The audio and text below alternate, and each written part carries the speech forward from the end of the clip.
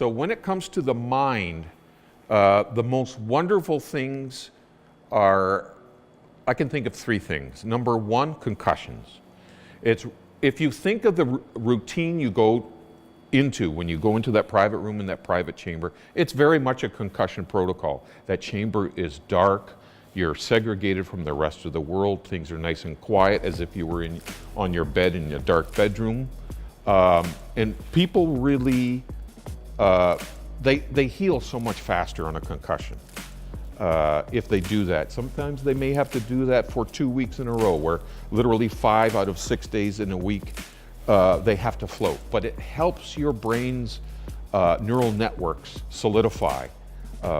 If a primary neural network has been damaged, you can get your float to help your brain develop those secondary neural networks and make them primary.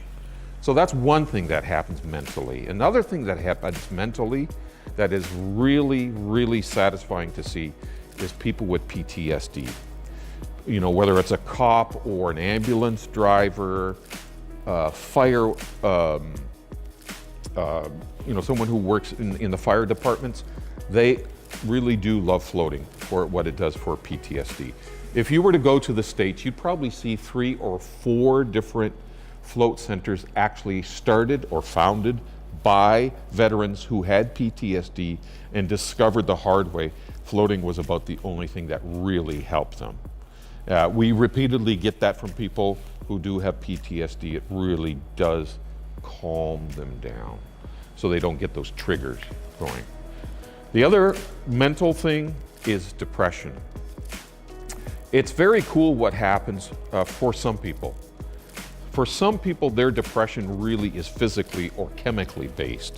It's about the fact that their bodies are really short on magnesium.